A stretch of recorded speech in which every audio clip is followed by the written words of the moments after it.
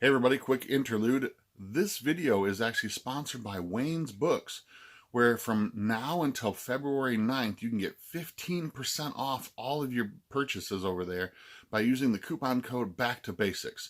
Check out all the details in the notes below, but for now, on to the show.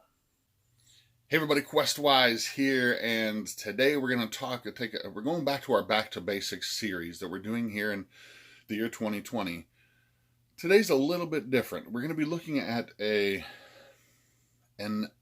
retroclone, I guess it could be called.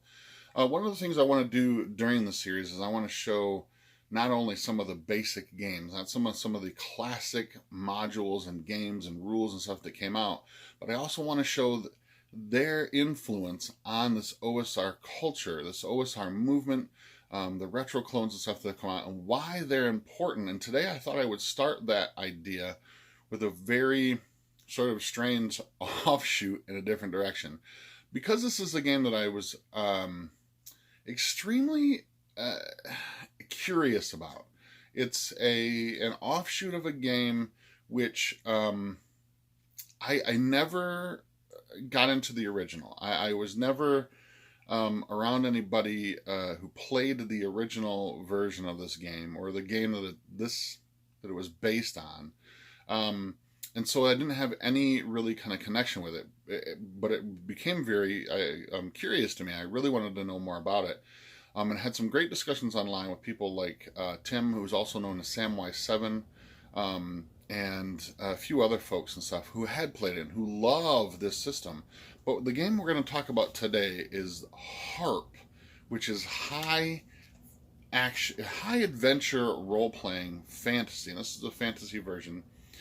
This is by Iron Crown Enterprises, and if that sounds familiar, it's because they're the folks who are responsible for MERP, the Middle Earth role-playing game, as well as Rolemaster. And that's what this is based on. This is a sort of streamlined version. I would call it a retro clone of Rolemaster. Okay, so Rolemaster, this actually originally was published in 2003, with the most recent iterations or revisions done in 2017, I believe. It's pretty recent as far as some of the other games go. Rolemaster came out originally in the early 80s, I believe like 80 to 85. And I don't want to say it from my research, and again, I could be completely wrong on this because I have not played Rolemaster, and I wasn't part of the original people that had jumped onto that. But I can't say it really took the role-playing world by storm, but it definitely, there was a divergence there in the role-playing world when Rolemaster came out. And Rolemaster had a lot of different derivatives, as far as, I believe the Elric role-playing game was part of Stormbringer, was part of that as well too. Middle Earth role-playing, there was a lot of sort of derivatives of that kind of thing. But it almost kind of reminds me, when I was reading sort of the history of Rolemaster and such, it almost sort of reminded me of like White Wolf in the 90s, right? The D&D was the big one. There were lots of other sort of role-playing games, and then White Wolf came out with Vampire the Masquerade, and there was such a weird sort of divergence in the role-playing world. Vampire touted itself as being a storytelling game, not a role-playing game, and so there were a lot of people who gravitated to that, but there were a lot of people who said, nah, Vampire's too strange, it's too different, it's too hard compared to the D20 games and stuff that we were playing in the 90s.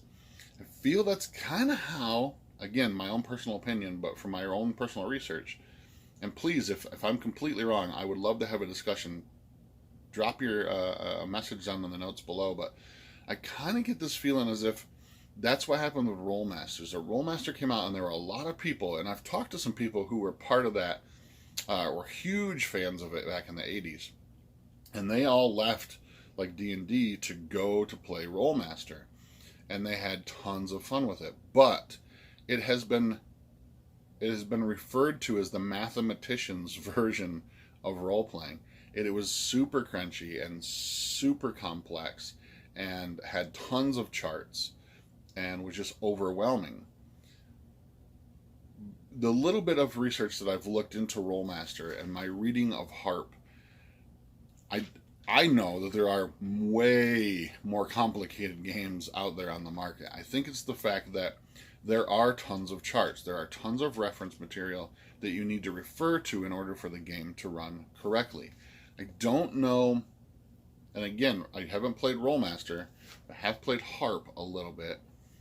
I don't really feel as if it's that much more complicated. It's just a different way of playing the game. It's a different sort of bend on the thing. It, it it's a little bit more succinct, and it's very dependent upon the charts that are in here. So what I mean by charts, it is a D100 system that you roll for your all your ability checks, skill checks, attacks, all that kind of stuff. But weapons are categorized down by their type. And so, for instance, a mace would be a crushing type weapon. If you're successful in your attack, you would roll a D100 chart and it would tell you what the damage does to the target. Now, this is kind of fun. It's kind of interesting because it it gives you a lot of flavor of things that can happen. So it doesn't leave a lot to your imagination, but it does add a lot of flavor to just the I roll, I hit, I do 6 points of damage. This will actually give you a little bit of flavor text. So if you were to roll, say, a 60, and I'm just pulling this off the top of my head with a mace, you roll in the crushing damage chart, and it would tell you, say it hits the opponent's shoulder and crushes the collarbone, does X amount of damage. So while this sometimes can become repetitive, if you're using the same weapon over and over again, it still adds a cool flavor, and I appreciate this about this game is that it really sort of does the work for you, but gives you a little bit of flavor and makes the world feel a little bit more gritty, a little bit more realistic because of these charts and stuff. But I find it really fascinating. It's not something I'm going to switch to completely, but I find it a cool divergent from the normal sort of say D20 versions of the earlier games. And like I said, we're just doing this because I feel like this is sort of a retro clone of Rolemaster, right? So this is kind of fits into our idea of an OSR sort of supplement or a game that sort of harkens back to an earlier time. And that's why I wanted to talk about this today. I don't think I've ever talked about this on my channel before. I've mentioned on my Facebook page that I was reading over it and stuff as well too. And I have very, very little experience with running it, but it is very, very unique in its sort of approach to role playing, and I think that's what made it sort of tantalizing to certain folks when it came out in the early '80s. It's it's a fantasy game, so it's definitely set in that world, that sort of idea. Um, this is a 160-page book. I don't believe, I mean, you can find copies of this, I believe, but I believe this is a print-on-demand copy that I believe I actually bought from Samwise 7 RPG. And it's definitely worth checking out, at least checking out the PDF version of it, which I believe you can still find over at Drive-Thru RPG. I'll put a link down below if that's the case. But it's definitely worth checking out. It's definitely worth a look. If you're a fantasy fan like I am, if you want to kind of see and follow this sort of back to basics idea of retro clones, harkening back to an earlier day, HARP is definitely worth checking out. So until next time, I'm Questwise, and I am